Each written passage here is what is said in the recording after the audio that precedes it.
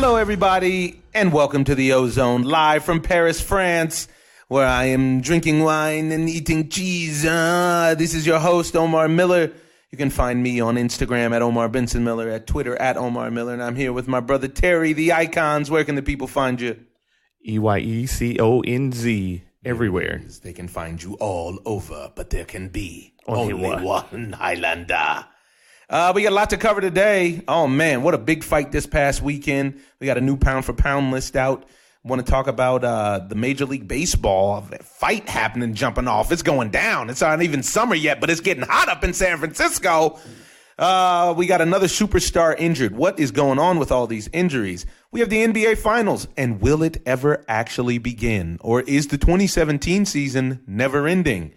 And we want to talk about tennis because that's why we're here, to cover Roland Garros. But we want to start off with a man, a myth, a legend who seems to have fallen on hard times. And I just want to get your take on what you think it is that's been going on with young Eldrick, also known to the world as Tiger Woods. He's just living life, man. Life happens, and, unfortunately, we fall into the trap of it as we go on. It's just unfortunate that the public expects something out of this guy. He's given you what he's given you, What else do you want from him? Now you act like the world wants to hold him hostage, and he can't go and live his life.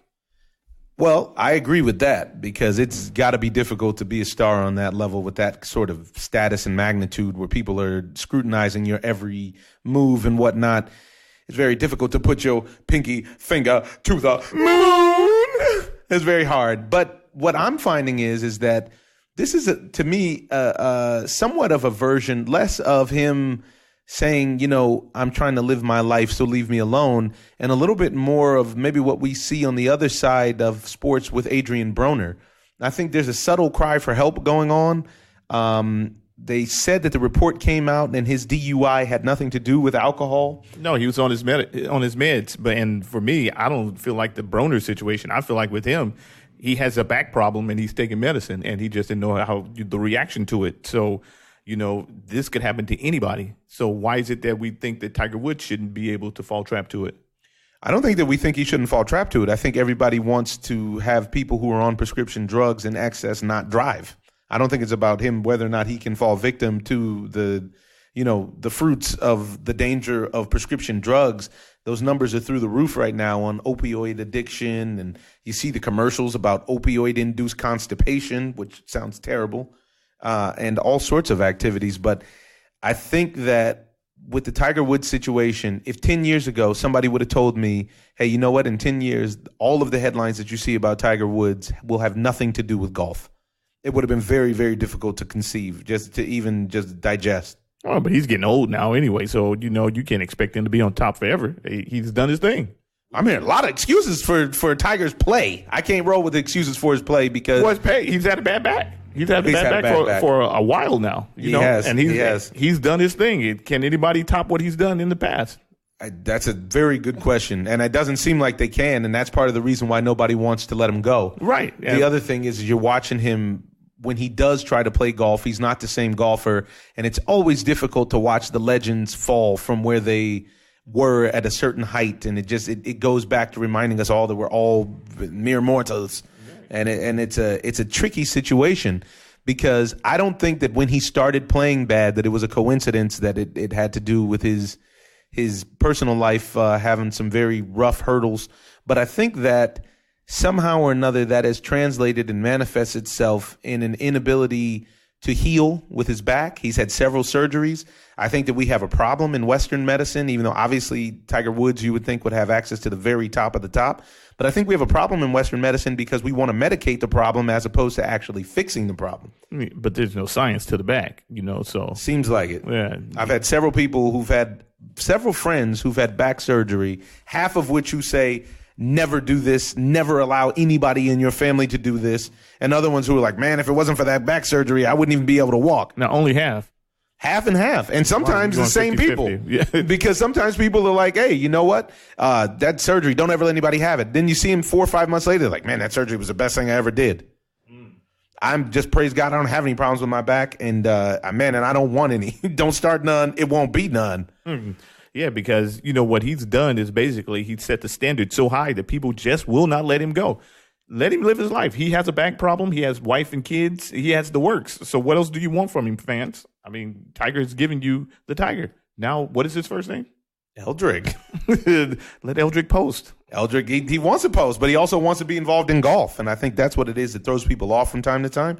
But he wants to stand on the top. On the top, leading down. Yeah. I think all of the high-end athletes want to stay on top. They want to stand on top. They want to stay on top. I mean, and you're talking about the top of the top. This guy was as big as any athlete ever. Yes. Save Muhammad Ali, I would say. He was as big as anybody ever. The Michael Jordan of golf. Yeah, and that's saying a lot because he transcended the sport. Babe Ruth of golf. Of the links.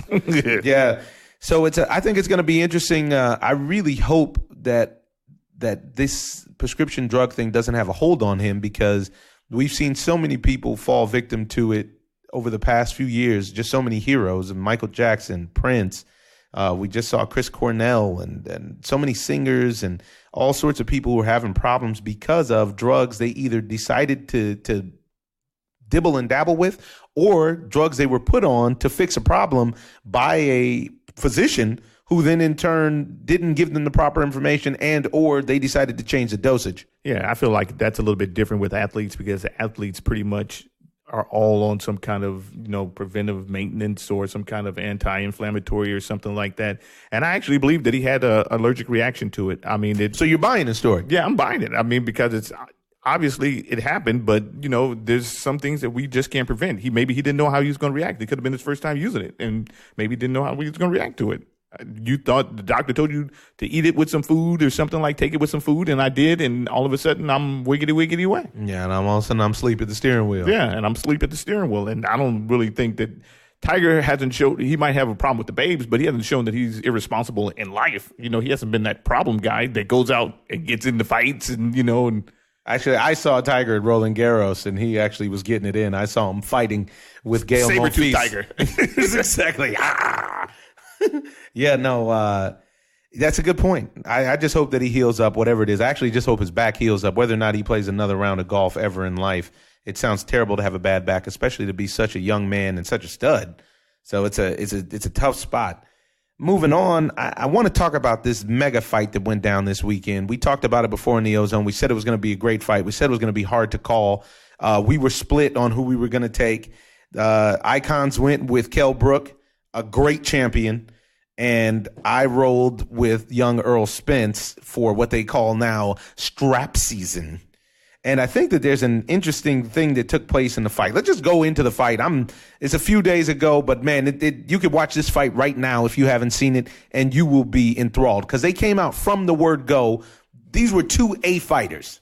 Yeah, and Kell Brook really had a lot of confidence early in the fight. I feel like he pretty much the first two rounds were 50-50, but after that, I felt like he took control after the 6th or 7th, and that's when he started having an eye problem. But it looked to me like he was really in control of the fight at that point.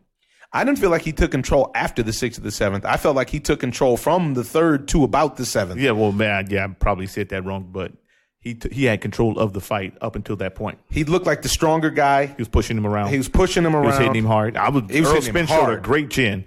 And I actually love Earl Spence. I just thought, and it looked like it was going that way with the experience that he had and the confidence that he had, that he was going to really, show something. And he did, except that he showed me that he wasn't healed. And this is what we talked about. We talked about his eye and the damage that was done to what we can passionately call and intimately call the Triple G effect. Yes. We've seen this with a handful of fighters over time, where there's a post effect of fighting certain guys because of the amount of punishment and trauma that they put their opponent through, that even if the fight that they lost to that guy didn't seem so devastating, there's always an extended recovery that most guys don't come out of. Right. A la Hagler and Pacquiao. Muhammad Ali, when he just cut you up to death, jab you to death. Right. And you just can never really recover. And he had his orbital socket crushed, which is a skull fracture pretty much, it seems to me. And, bad news. I know that's what it is. I felt like they called that fight so early that he had a mandatory bout against this kid that's an up-and-coming star. That, you mean called the fight as in they announced the fight? Yes, called it. Because you felt like they called the fight late. Yeah, Yeah, I feel like they should have stopped that fight because you can see that he had a serious issue, and they just kept letting it go on, and we don't want to see anybody get killed out there or blinded. Yeah, and we might have seen that, to be honest. It was pretty ugly. And he was smart enough to take a knee. Let's hear what Kell Brook had to say after the fight. I knew that I couldn't see, and I knew that he was a very sharp shooter, a very good fighter, Errol Spence, and I knew that it could be fatal with some of the shots he was chucking. So I went to one knee, and I tried to get my eye to come back, back in line, and it wasn't happening. So I got up and I looked at Dom, and Dom, we know each other. He got up and the fight were over. It's a shame because at that point, up until that point, that the fight itself had gone really well. The scorecards were looking very close. You were happy with the performance, the way things were going? I was happy. He were an awkward southpaw. He was a very good sharpshooter. He had youth on his side. He was challenging for the world title. So he had that bit between his teeth. He was hungry. And it was a very competitive fight. It was very close. He won some rounds. I did. I remember catching him and buzzing him up, and I was in the fight. And I think the back half, when the eye were getting worse, I got caught in the 10th, and the combination got put down, needed to have a knee. But I was still in the fight. If I would have got through the fight, who knows how the judges would have had it. But if the eye wouldn't have gone, I think that the fight would have, mapped out a little bit different. But it is what it is, and I didn't get the win. I couldn't leave the sport like that yesterday. I need to get back in and get back to winning ways. I'm stubborn. I need to get back in and show that I've got plenty more to give. There it is. And there it is once again. You see it right there. You see he was He was a good fighter. I was hungry. He was hungry. He had the choma beat in his mouth. Wow, this guy's a great champion, I tell you that much. My thing is that I felt like the fight early was 50-50, maybe leaning towards Spence. Brook decided to start imposing his will, and I had him through 3 through 6 looking strong. But you could see around the 4th, 5th round that he started to paw at his nose. And it looked like he was trying to get sweat off his nose or something. But you come to find his eye was already acting up. And just like you just heard Brook say, Errol Spence is a sharpshooter. I mean, this was sharp, these punches that he was throwing. He had crisp jabs. And, it seemed like Brook might have had more power, but there was an accumulation that was taking place there. Right. And the young man showed out. One thing that he did that we all love is that he went to take the champ's belt. Right. And it wasn't a gimme, and he wasn't going to take a chance on a decision. No. He went there and put the champ on the floor. He made him quit. And they had a great game plan, and it's awesome that the kid executed. Can't say it any better than that. We have a world champion fighter who's just so hyped up. He's been on us all week. He wants to call in and talk about it. Let's see what champion Anthony Durrell has to say. Yo, what up, O? Former champion Anthony Durrell. What's good, my brother? How you feeling? Oh, man, I feel good, man. Talk to me, man. We're breaking down this fight right now. We saw a great game plan from young Errol Spence in strap season. And we saw that the young man, what he wanted to do is to pop that jab, to stand his ground. He showed a great chin. He executed the plan. What'd you see in the fight? And you actually called Errol Spence to win this fight, as a lot of professional boxers did. That's what I noticed. A lot of pro boxers seem to have a lot of respect for this young kid. Tell us what you saw and what you thought going in.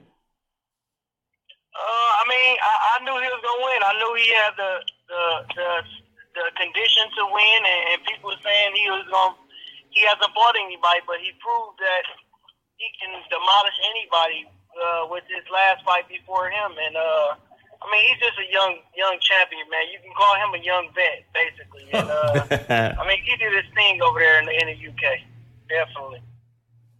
Which was also, because he went and took the champ's belt, and that doesn't happen often nowadays. A lot of times, you want to go to the scorecards and take a champ's belt. I don't believe that that's the way it's supposed to go, and he went out like a champ.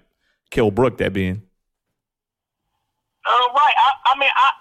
Everybody keeps saying that was the same eye, too. It wasn't. It was the other eye. He did damage to the other one. Triple D did the right eye, he did the left. So for people to keep saying, Triple G did this and did that, he didn't. He had enough time to recover from that fight. If he didn't, he wouldn't have took the fight, period, point blank. He's a professional at the end of the day, and you don't have to take a fight if you don't want to take a fight. I don't know about that, because the other thing is he didn't want to. What he didn't want to do is he didn't want to relinquish that belt. Now, I felt like they put him under the squeeze to make that his mandatory so quickly, because what we did see, and I was with Earl Spence, but what I did see is that Kell Brook came out and imposed his will. He seemed like the stronger fighter. He was hitting harder, and it just seemed like a matter of time with that sharp shooting that Spence was doing until something in his eye had a problem. It's just hard for me to believe that a guy's been fighting for this long, and then all of a sudden he's got eye problems on each eye back to back to back. Now, he came out and he said it was the same eye. I saw some pictures that made it seem like it was a different eye. It was. I mean, and I seen the pictures too that made it look as if I ever had to go back and look at the Triple G fight. I'm thinking it was the right eye. I mean, you know, people get stopped and come up with all these excuses, but you know, you got to give it to Earl Spence. He went in the UK and did his job, and that's what he was supposed to do. But at the end of the day, if you're injured and you have a belt, you still get the, you know, you're still going to be champion. It's just like James DeGale. My brother, you know, fought for that belt, but really James DeGale is the champion because he's injured. He's out with an injury. If that was the case, he would just sit out a couple more months if he needed it. But he didn't. He felt he was ready. And, you know, like I say, there's no excuses in the ring, man. You don't have to take a fight if you don't want to take a fight. So let me ask you take it because you know you're ready. So let me ask you this. Is it optional if he would have said that his eye socket wasn't healed, is it optional for him is it optional for him to say, you know, I can't fight at this time period? Because I thought it was a window of time that they gave you to fight for your, you know, to keep your belt. I mean, and it is, but you know, just like my brother, he got the IBF, but it's like a little belt until James DeGale get better, and James DeGale got to come back and fight him. It's the IBF, but it's just a little under the IBF. You know what I'm saying? That's what probably would have happened if he didn't, you know, if he didn't fight because of injury. I mean, that's just like if you're in camp and you get injured in camp. I mean, all they're going to do is prolong the fight. Basically, that's the same thing. And so tell me this. Now, given that, how is your brother doing, man? We saw the footage and we saw what happened with the melee. We saw the post-bell, drop and the disqualification. And then we saw the subsequent activities afterward. Looked like the whole Darrell clan was fired up and ready to go. And how is he feeling now? Is he all recovered? He's feeling all right? Yeah, he's feeling good, man. He just didn't want to get the win like that. None of us wanted him to. I mean, we've seen what happened with Abraham. People say these people is going to knock my brother out and stuff, but, you know, you do a foul hit, now he's faking. And I think it's bogus, man, and people need to really get there, you know, see what really happened. I mean, he hit the guy twice after the bell. I think it's the ref's fault because he didn't have no control over the fight. You know, the guy hit him twice before that after the bell, but he didn't really enforce his power. And then it's the guy too, because he had 300 and some amateur fights, man, and the bell doesn't change for any country. It sounds the same. And for him not to, and if you're in the middle of punching, you can pull back that punch. As a professional, you can pull it back. You just didn't choose to, but you choose to throw two punches after the bell. And I agree. It was focused. And now, given that expert explanation, you can understand how things got heated after the bell and then got heated after the disqualification. Obviously, he didn't want to get the dub like that, but I tell you the truth, from knowing both of y'all, man, I don't think that you guys get the respect that you deserve in the league in general. And I think that when you step in, it's already an uphill climb. But thank God that you guys got the Lord with you and you got major skills. And so you keep on keeping on. I just want everybody to be all right. And so when I saw the footage, it made me upset for that reason. Right, and he fell, and if you can see, he fell straight on his face after the punches after the bell. I mean, a guy can hit. You know, I talked to my brother afterward. He said, "Man, that guy can hit." You know what I'm saying? And for people to say he's faking and stuff like that, it was just, and then like, you know, we were tired of it happening, man. It's just like with Floyd. People do dirty stuff to Floyd because he's whooping them and messing them up in the ring. Frustrating them basically in the ring, and they do something dirty. That's every fight. That's just like my brother. He boxes them and boxes them. They can't hit him, and they do something dirty where to the next round he come out and feel bad. You know what I'm saying? That's just the exact same way I think. I agree with you because I think they make excuses, so this is a way for them to get out of the fight sometimes. It just so happened that he caught him after the bell, and that guy, from what I saw, the guy was fighting dirty the whole fight. I agree. And then the other thing is that oftentimes nowadays, with as dirty as boxing is in general, a lot of the times the refs don't even penalize the guys for fighting dirty. Right. Exactly. Like I say, he hit him twice before that, after the bell, and me and my other brother was talking, like, man, say something to him. He never said nothing to him. Even when he said he did after the fight, he didn't say nothing to him significantly where the guy was like, oh, I'm not hitting him after the bell no more. No warning, no warning, no deduction? No warning, no deduction, no nothing? No nothing. Like, so it's like, oh, he ain't warning me, he ain't doing nothing, I'm going to do it again. Right, until he get, yeah. Like, if that's just like if a kid get away with something, they're going to keep doing it until they get caught. Exactly. No doubt. No doubt. It's the incentivization process. Well, I'm happy he got that dub, and I think he would have got it whether or not, with or without that disqualification nonsense in the square fight. I believe he gets that dub either way. What's the latest with you, man? Did you get a word on that fight? I've been waiting on him to give you that good word. I did, man, and it's September 9th. It's September 9th. They're saying in L.A., but I don't want it there. I want it at home, and that's where I'm going to try to get it at. I heard that. Yeah, I'm not mad at you. And if you let us know when it is, the OZone will be live on the scene to cover that fight. Who you got on that Kovalev Ward? I'll be there. I got Ward. Oh, you're going with SOG, son of God. Okay, well, maybe we'll see you at that fight. Are y'all going to be there? It's looking like it. We got to wrap up. We over here overseas right now. We over here, drinking good wine and tasting good cheese over here right now. Ain't nothing wrong with it. Okay, bet. I'm going to see y'all there, man. There it is. You have to get out, man. My brother, Anthony Durrell, always welcome on the OZone. We appreciate your opinion. Take care of yourself and give love to the family. We talk to you soon. All right, now. Appreciate it. Late. Thanks. Oh, man. It's great to have expert analysis. And that was an expert. And he brought up a really good point by saying, hey, you know what? The ref didn't do his job. Right. And also, when we see beyond the ref not doing his job, we watch another piece to the puzzle, and we say a professional actually could pull a punch, which is why they always hire the professionals when you do boxing movies and everything, so that the stars don't actually get busted up. Right, and it seems like they actually do anyway, but still. Right, and a lot of times I think that's just the actors wanting to play tough guy. Want to feel themselves. Yeah, they want to think they're feeling themselves till they find out that it is a sweet science and that it's real. Wow, that's great. Now, I'm very interested to hear more about this orbital bone injury. I think we got our doc on the line who's looking to call in and tell us about what he thinks about not only that orbital bone injury, but how that ties into other sports as well. So really quickly, you got the background. Kell Brooks, Errol Spence, you are an expert on everything medical. You have your own medical program coming out soon. You're known for healing people and helping them heal, but you have a wonderful grasp of Western medicine knowledge as well. You've helped me and my brother Terry personally, and that's why we always call you to consult about these sports injuries. So we wanted to talk about this. Am I supposed to send you a check tomorrow? No, listen, the way you've helped me out with my health, man, I'm so confident I'm over here drinking wine and cheese and living a good life for a little bit. Right. My blood's flowing good. It's probably flowing real good. So let me just tell you real quickly then. One, undertreatment and underdiagnosis is the most common problem with these type of sports injuries.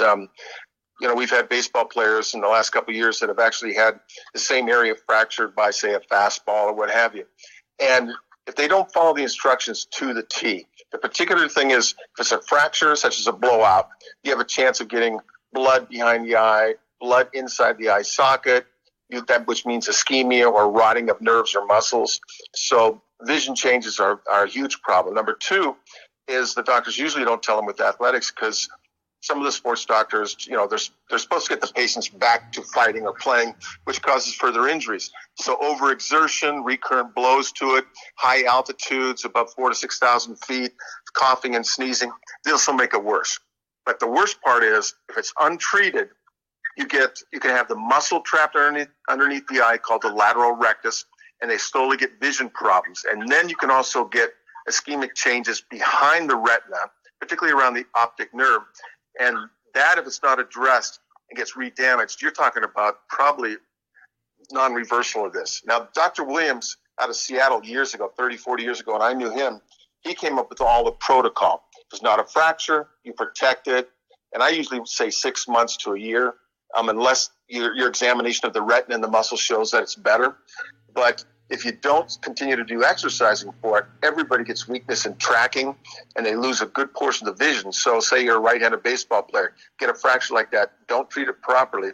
Within 6 months or so afterwards, you're not going to be able to track a ball coming in, and you can only see it like right before the plate, which means you're going to be swinging at anything. So with him going in and getting a fight this soon after having an orbital fracture was clearly a mistake in my opinion. Even though I haven't examined him, the fact that you're telling me he couldn't see means that it probably re-traumatized the arteries and nerve and possibly the muscle. And that has to be addressed right away. Surgery can wait for like up to 6 weeks after a fracture like this. But the 0 to 6 weeks is an important time to reevaluate it, which means ophthalmologist, a retinal specialist, a guy who knows sports medicine, not just with a degree, but actually has experience with this. As you know, I've treated a lot of boxers and cage fighters. And it's better to be safe because the risk to benefit ratio is the risk is too high. And you want to see that glove coming at your face. And that's a lot of times in this fight, that's what it actually looked like. Like he did not see the glove coming. I mean, the kid's really fast that was hitting him, but at the same time, he was getting caught. Now, he had surgery after the last orbital bone injury. He had surgery immediately afterwards, and now he's saying he has to have surgery on this one because the doctor told him when he was doing it, the doctors told him after the surgery, they said, hey, after the first injury, they said, hey, it was in his mind that one more round you would have lost the eye.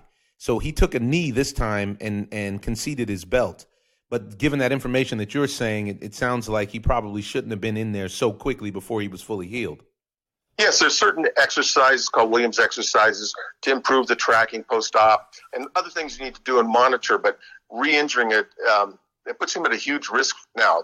And I can guarantee you that the other fighter, if they did their schooling on it, they knew that he had that fracture and knew that it was early. And so they knew that to throw the glove, if it was the left eye, they're going to throw a roundhouse or, an uppercut on that left side where the patient can't see it.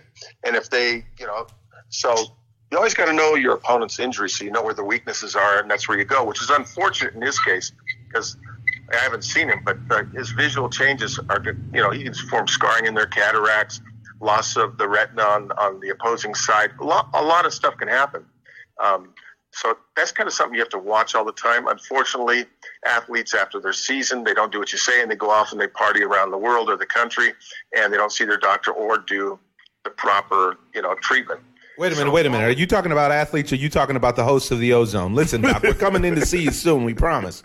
I'm not talking about you and your brother. I mean, you guys are pests. You actually call me a lot. So.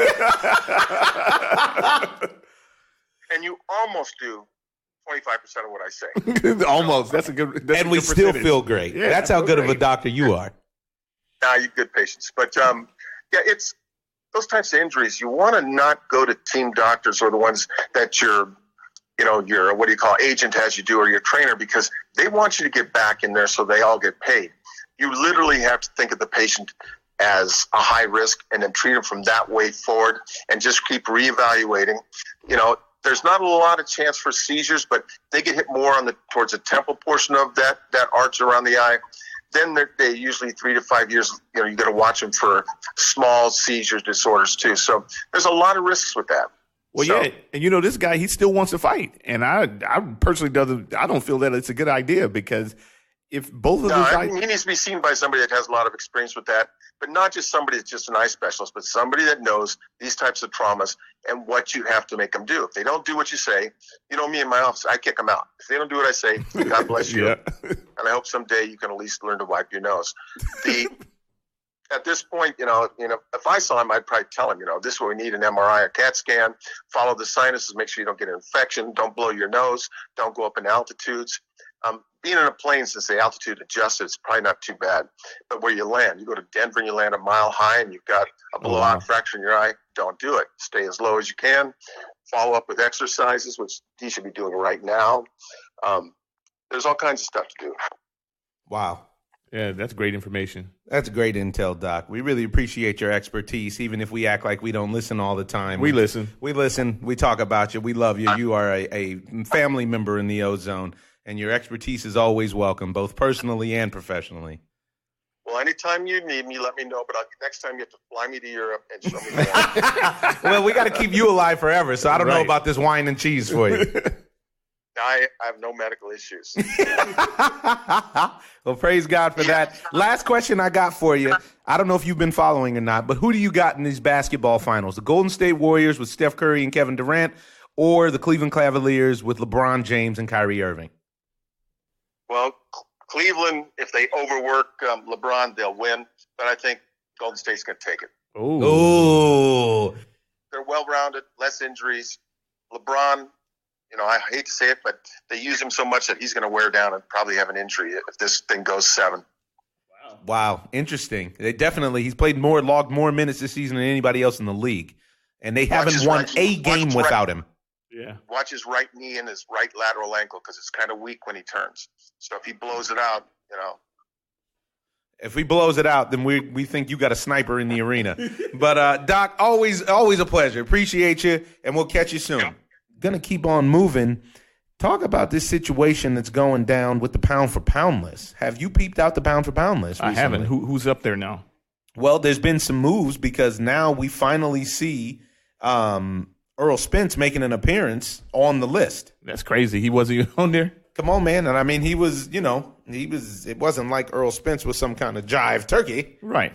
And now, when you talk about this Kell Brooks situation, I feel like it's to the point where he should retire. And a lot of people are still talking about him taking fights. And I don't think that he's in a situation where you can keep taking fights. And he just said that. Yeah, it doesn't make any sense. So it doesn't make any sense. Why in the world? Just explain that to me. He's the one. It makes sense for him. I understand why he would say that. What is he supposed to say? You know what I mean? What's he going to say? He should be honest and say, you know what? I think my career might be on the downside because I have a serious injury. And if I keep fighting, I don't know what might happen to me. And I tell you the truth. You know what you get if you say that? What? Strangely enough, you get the potential underdog action. Yeah. You know what I mean? Because then if you do come back, you get everybody saying, oh, wow, he came back. His career was over, blah, blah, blah, blah, blah, blah, blah, blah, blah. There's really no negative to it. But after all those fights that he's had, there's no reason for him to still be in the ring doing this. I mean, literally, it sounds like it could be just ego-driven at this point. I think that it's just like all of the boxers always are. And it's somewhat ego-driven, but it's the fact that these guys like to fight. You just have to be honest with yourself about what it is. Because when we saw this fight right now, we saw what was going on, and we saw the kid coming in. When he walked into the ring, Earl Spence Jr. was smiling. He was feeling it. Kell Brook looked very serious. Both of them were shredded. You could see they both were in A condition. Yeah. They neither one of them were messing around. They got in there, and then they both enjoyed mixing it up. They enjoyed it. Boy, man, it was just like grabbing a nice glass of wine out here. That's what it was. Nice Bordeaux. Huh? So on this pound-for-pound list, we're looking at the CBS pound-for-pound list. There's quite a few different opinions. One thing that I see that I'll talk about that's absent from the list really bothers me. But we got Andre Ward at number 1, light heavyweight champ, fighting above his weight class, really. We got Vasyl Lomachenko, junior lightweight. Gennady Golovkin, middleweight champ. Terrence Crawford, junior welterweight champ. Sergey Kovalev, light heavyweight, looking to get his belt back from SOG. And then you got Earl Spence Jr. making an appearance now. He's making a cameo to say, a word up. At number 6, we got Chocolatito, who dropped to number 7, who was number 1 forever as the pound-for-pound king. Manny Pacquiao coming in at number 8, Keith Thurman at number 9, and Canelo Alvarez at number 10. Now, I've scoured about 5 or 6 pound-for-pound lists. A problem that I have is that Anthony Joshua isn't on any of these lists. How did I know you were going to say that? But let me ask you this. Riddle me this, Batman. Let's just say, for instance, if we put Joshua in there with any of these fighters, who would come out on top? Well, obviously, that's why it's a pound-for-pound list. You would have to put Joshua in there with them being able to weigh in at heavyweight. Otherwise, it doesn't even, it doesn't count. But for my taste, I would always go with the big man being the pound for pound, especially when you have the thump and the record and everything else to go along with it. So if I moved Andre Ward up and could move him up to heavyweight, I don't think that he would be able to compete even with his skill set with Anthony Joshua. You know what I'm saying? And Andre Ward's a great fighter, but these things are skewed a lot of times. They're very skewed, but I mean, if Andre Ward weighed in at 220, this would be a different story. Me, myself, I think they have weight classes for a reason, and that big fella can do it all, and he showed it, including get off the mat. Yeah. And that is a very, very big deal. It's a mark of a champion. Yeah. A great champion. Yeah. Yeah. That's how you do it. And how else you do it is that Crusher decided to come out with a statement where he said about his upcoming fight with Andre Ward, I think the judges made a mistake. I knocked him down. I thought it would happen again. I didn't know my power would run out. I think Andre Ward understands he didn't win the fight. Right now, he believes in himself more than before our fight because he believes he found the key to get the victory over me. He knows and understands he didn't get the victory over me. But June 17th, it'll be much different. It's my goal. I want to punish Andre Ward because he doesn't deserve the money, the belts, and the status as a champion. He's not a champion to me. I don't respect this guy. He's nothing to me. This is some serious talk. Some serious language going out there. This is some inflammatory language. Somebody needs to take an Advil. It's inflammatory. We need an anti-inflammatory for this man. You need a Voltaren or something because that language is hot. Yeah, I can't call it, man. That's one of the toughest fights this year to call, actually. It's so just like this one this past week. 2017 is a year for boxing. Save the one dud that we've had with Chavez Jr., who tricked us into thinking he would be competitive, and Canelo, and the one dub we might have with that Conor McGregor scenario. It hasn't happened. So that's not even. It's not even in the thing. They don't even put it in the ether that nonsense might take place. That's what I said. Might happen. I don't know why anybody is interested in that fight. But no, that even that I bet you won't be a dud because Conor McGregor has a lot of pride. He'd rather just get beat up than he would just sit there like Chavez did, not even throw his punches. That was the worst of the worst. Anywho, moving on though, I wanted to move to the NBA. We're in that lull where the NBA is, I don't know what they're doing. They're making a full time for everyone to make their total vacation and honeymoon plans for whoever it is that loses. Why the NBA won't just move up the schedule to tighten up, I don't understand, or why they feel the need for the first round to be 7 games instead of the best of 5. It is just it's gouging. It's the idea of Disneyland charging for parking because I'm paying you to get into your building. Now you want me to pay to bring my car to get into your building. How else do I get there? Tell me that, Walt. I don't understand. Now, I wonder what monies are they making in between this time frame where they're sitting out, and it doesn't. That doesn't come off like a money. Right, that doesn't come off as a money grab. It comes off of the terrible scheduling grab. Yeah, they're just terrible scheduling. Seriously, it seems like bad news as far as the schedule goes because there's so many other things happening. Right. So you know what I mean. So it's like why would we? Well, what's happening with me is that I'm taking the Cavs. That's what's happening. That's what's hot. And as our sound engineer Ernie likes to say, that's what's up. That's what's up. Because the truth is, I'm going with the Cavs in 6. I actually am leaning towards thinking it may even be in 5. I don't know though because it's been so much time in between. Now the momentum is lost for both parties. Well, you're giving LeBron more time to heal. You're giving him a lot of time to do heal. that. Yeah, but what do you think the X factor is? To me, it's the focus with which I've seen the Cavs play in the playoffs. I feel like once again the Golden State Warriors have gotten every single break to get them through the playoffs. They played Portland, which is an emaciated team, even if they're at full staff. Right. Which they weren't. They weren't, though. They played Utah, which either they could have played Utah or the Clippers. Neither team is actually on the level of playing with them. Correct. And then they ended up playing the Spurs, which for the first 2.5 quarters looked like it was going to be a serious series going down. And then Kawhi Leonard got hurt. Until their player went down, the man, the myth, the legend. And then they rattled off, 4 straight. And now they all look like superheroes. And I think that the non-testing of their skill to go up against a team that is full steam, other than not having Andrew Bogut, I don't think that's going to help you. I really think Tristan Thompson's playing great. And I think size is going to be the factor. Yes. I don't think Zaza Pachulia or JaVale McGee are ready to play against that team because LeBron James has been relentless to the basket, and that causes a lot of fouls. Now, what about Zaza's injury? Is he back? I don't know. He should be, though, after all this time. I mean, it's been about a year since the last time he played. He should be healed up from whatever happened. He could have had open heart surgery and been back on the team now. I don't know if he's back or not, to be honest. We still got a day or two until the series starts. It starts the 1st. So I guess it starts tomorrow, but I need to check the status of everyone. From what I understand, everybody's playing. It's just going to come down to Harden. I just have to be honest. This whole thing with these players going to play with the best team, it's the equivalent of playing on a video game with the best team. It makes me sick when people do that. The idea that Kevin Durant jumped ship on a team that was perfectly capable of winning the championship, not just winning in general, not just being a good regular season team.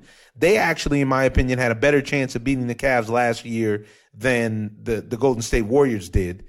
And the idea that he jumped ship to go play with them, it's very difficult to root for him. I read something the other day, Doc Rivers was saying that it's with the competitive spirit, it's just very, very hard to root for Kevin Durant and the Golden State Warriors. Doc said that.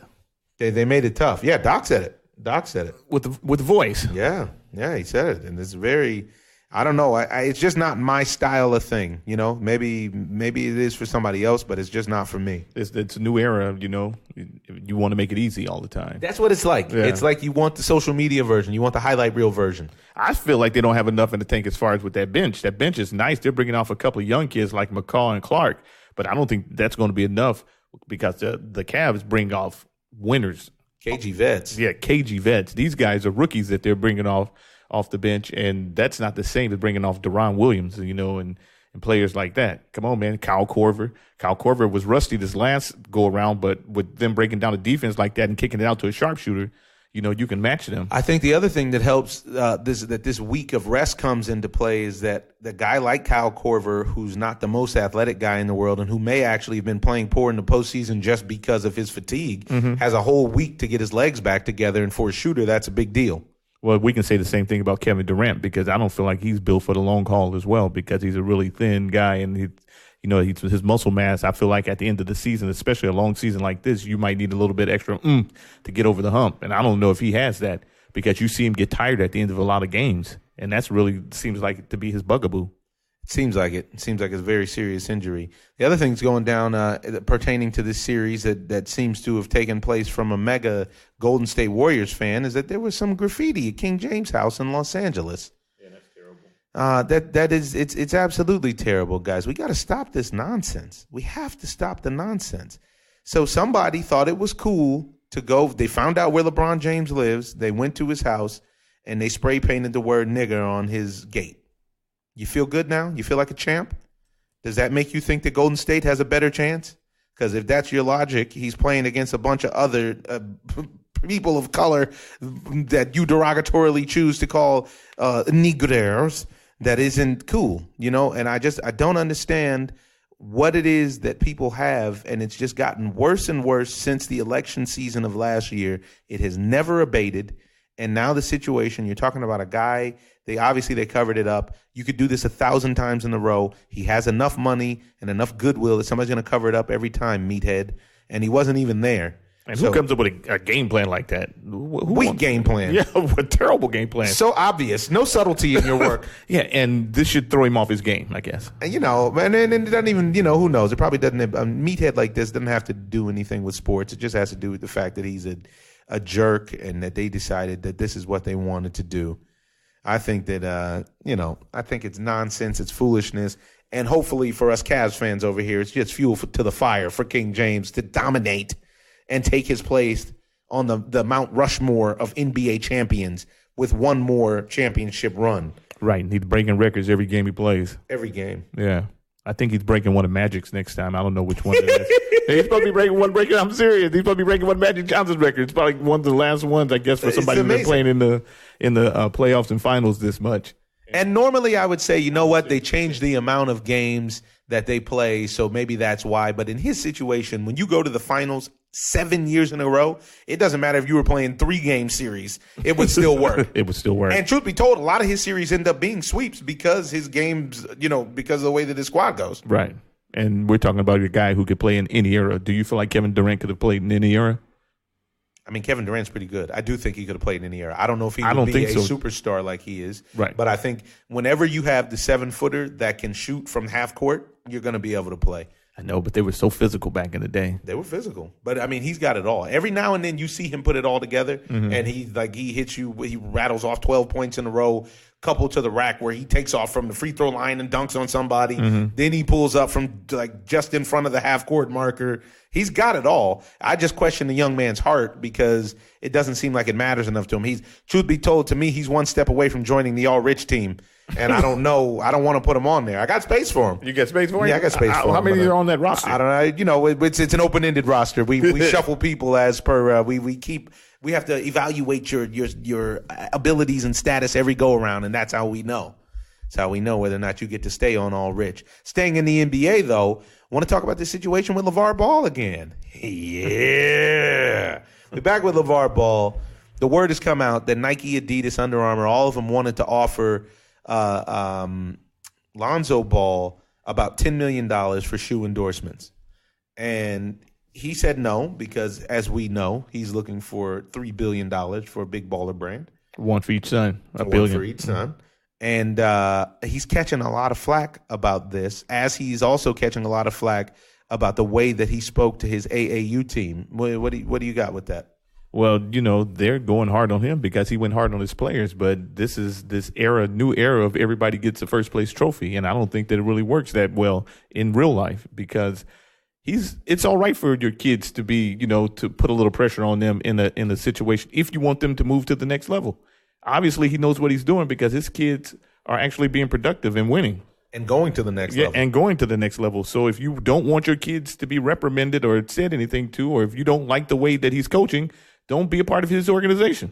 And this is AAU. This is travel ball. This isn't like this is he's not the high school coach. Right. And even if he was a high school coach, man, there's too much of the soft stuff going around where people don't want you to say anything to their kids. It doesn't teach the guys the right way to play the games across any level on any sport. You don't get a trophy for losing. You shouldn't get a trophy for losing. In life. Yeah, in life. But it's trippy because nowadays, it's funny that you say that because nowadays you kind of do get a trophy even if you cheat. And this is something that it's funny that you bring it up because to me, the situation with Alex Rodriguez getting a deal to be an announcer, and not only an announcer, but then to go from being an announcer to also now being a part of the ABC News team. This is unbelievable to me. Yeah, and this is where you get this cancerous activity going on. Of this entitlement. Yeah, of this entitlement.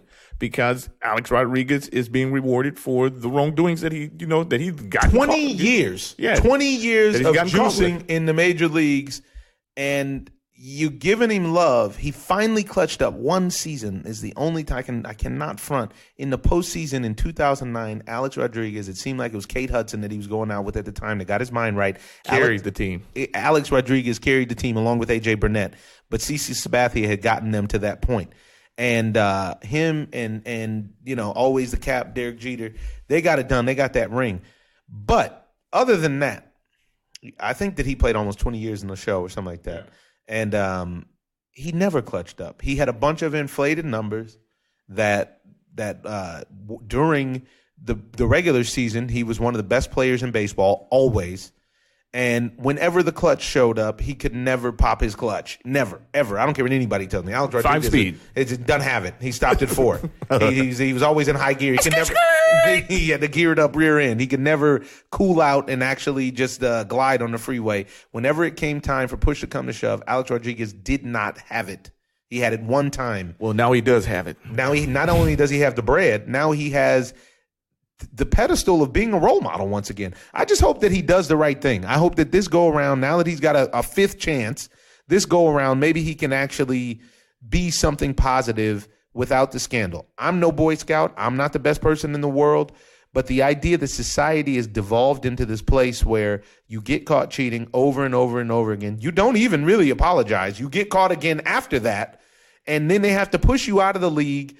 They pay you a boatload of money, and then afterwards they want to use your, quote, expertise to deliver the news. Why do we need news from Alex Rodriguez? You know how many kids are out and about right now in journalism school and trying to figure out how to get into the news business? Buried in school debt. And you're going to hire Alex Rodriguez to deliver the news? Hey, dude, he's an expert. He knows everything. Everybody knows that about Alex. This is something we got terribly wrong in the United States. And I say it from afar, but we have this terrible thing that we think that once somebody has made some money, they're smart. I got news for you folks. Just because you're rich doesn't mean you're smart. It doesn't work like that. There's a lot of ways. There's a lot of dumb people who make a lot of money, and I know a bunch of them. So I can tell you this to be true from the horse's mouth. And it doesn't equate to intelligence or ethics or morals or anything like that. And we have this worship of popularity that is just it's unbelievable. It's frightening, really, because what we're valuing is very suspicious, and it can turn into being disastrous. Yeah, well, this is the world that we live in now, and this is the world of A-Rod. This is the world we created. And it's not even just, and we all participate watching all the train wrecks all over TV and, so on and so forth. That's my rant from France for the day. I'm going to sip some more Bordeaux and get my blood pressure back down. But, it's interesting because keeping the fire stoked, you saw what happened with Hunter Strickland and Bryce Harper. Yeah, this is a part of baseball. You get thrown at, you get hit, you go and have a fight. I actually like that they actually went and had a fight. Usually instead of everybody running out of the bullpen, we all stand around, hey, man, where you going to eat? And, that whole song and dance. He actually came out and started chunking them. Actually, Strickland got a nice right in to start it off. Rocked him back about 2 or 3 feet. Made Bryce think twice about hitting that mound. Strickland's a big boy. He's a big boy. What's interesting is when he decided to do this, because this is from a beef from 3 years ago. From the National League Division Series. And you see they both remembered. Of course. They both remembered. What was up with that helmet throw, though? It was like a little bit off. I feel like Bryce said, you know what? I want to go after him, but I don't really want to do anything with a weapon. Right. And so, I think that's why he tossed it to the right. Otherwise, he was maybe he saw red. But he hit him the right way, though. He hit him on his butt. I mean, he did. He did. The right but that way. guy throws 100 miles an hour. The dude throw it hurts. It hurts.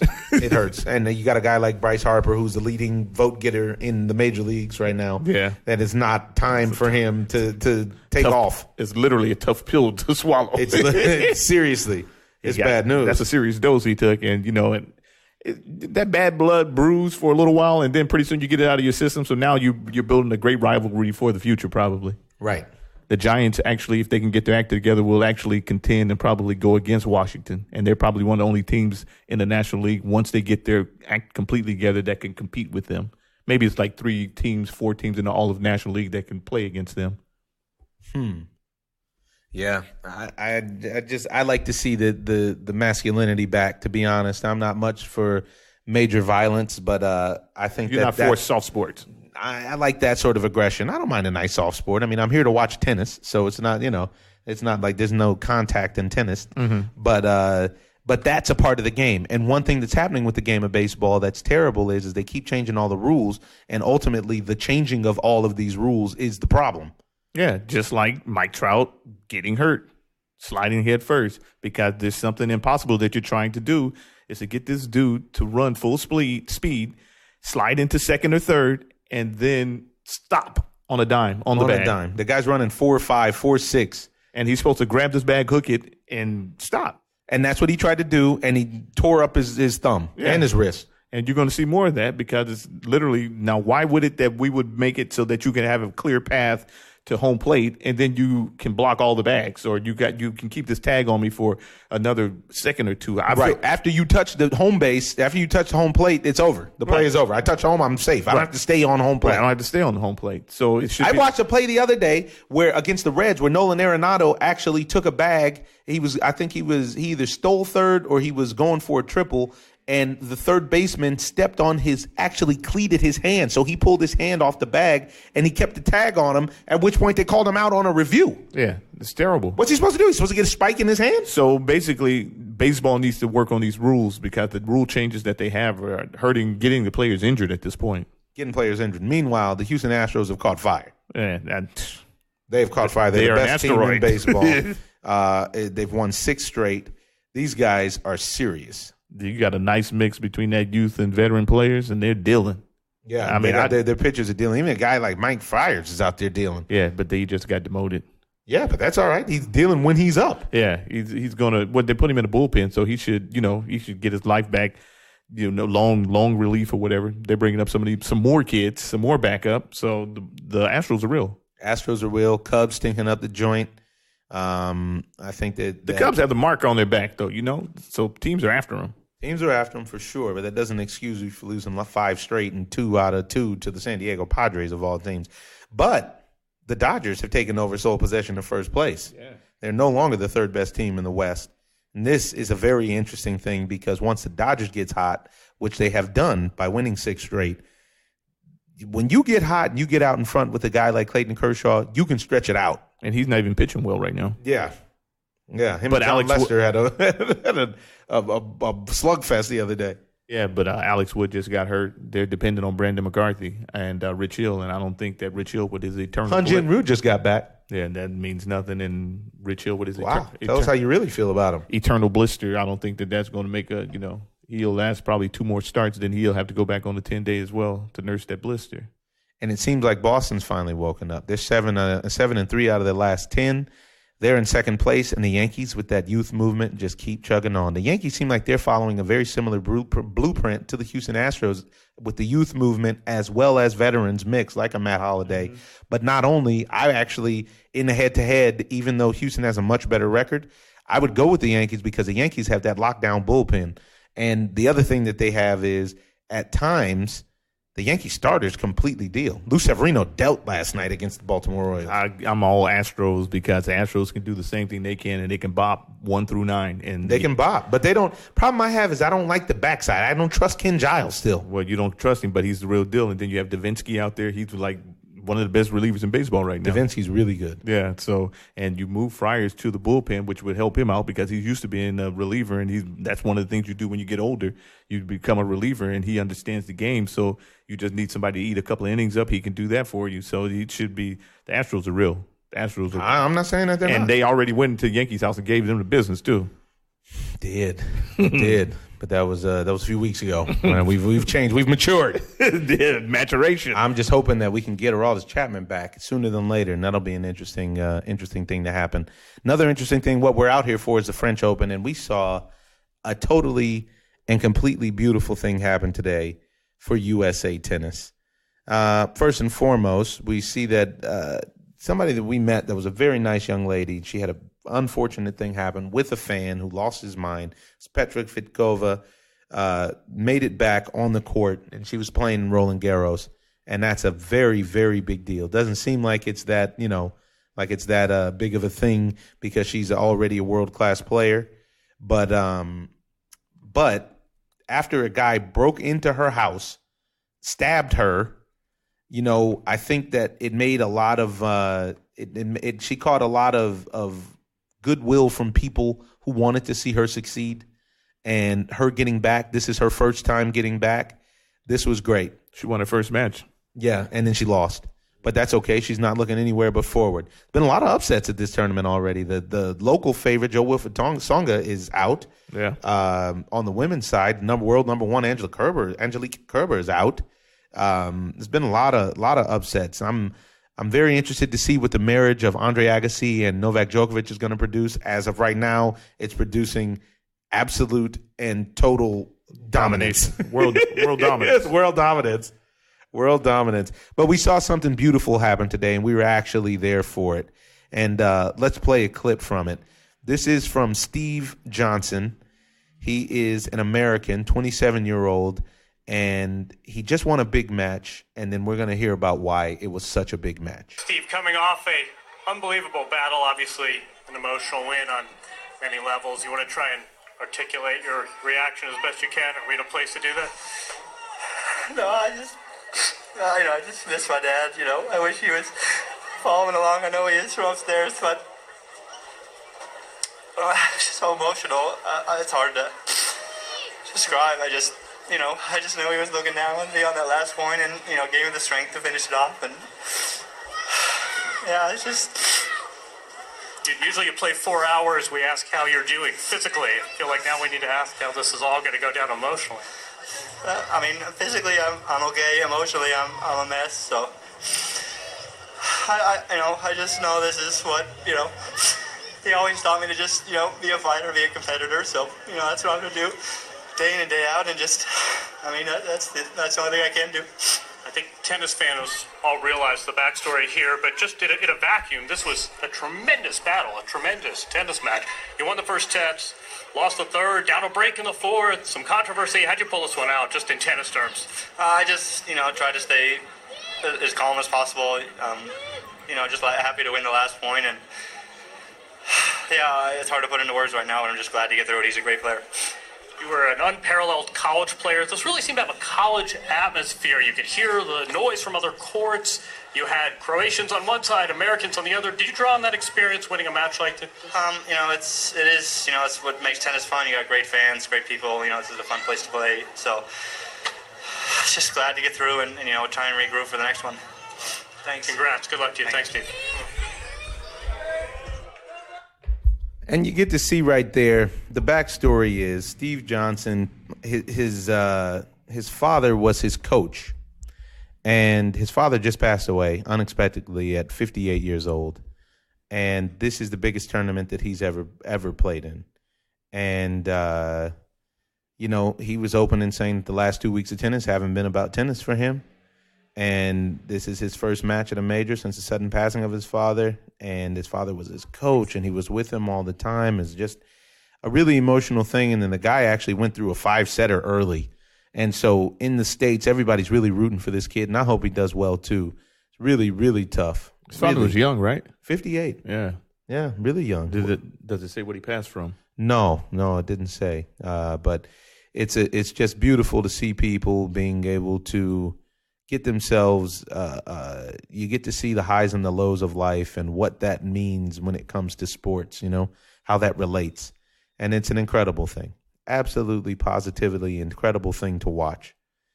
It's just, I don't even know what else to say. But we got a lot of tennis yet to cover here, Roland Garros. We're going to get you guys some video footage, put it up on our Instagram feeds.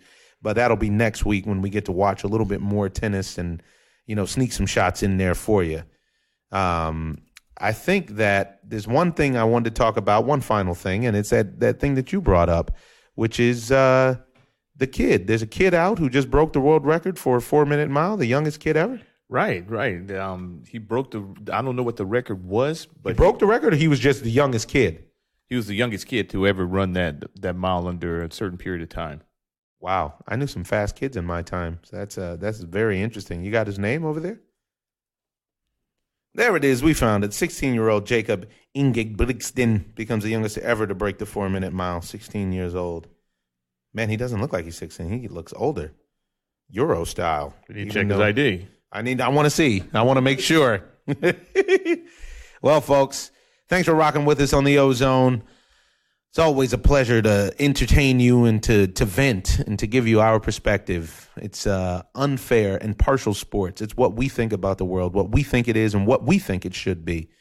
You got anything else to add? That's it. I think that was a stone cold gas.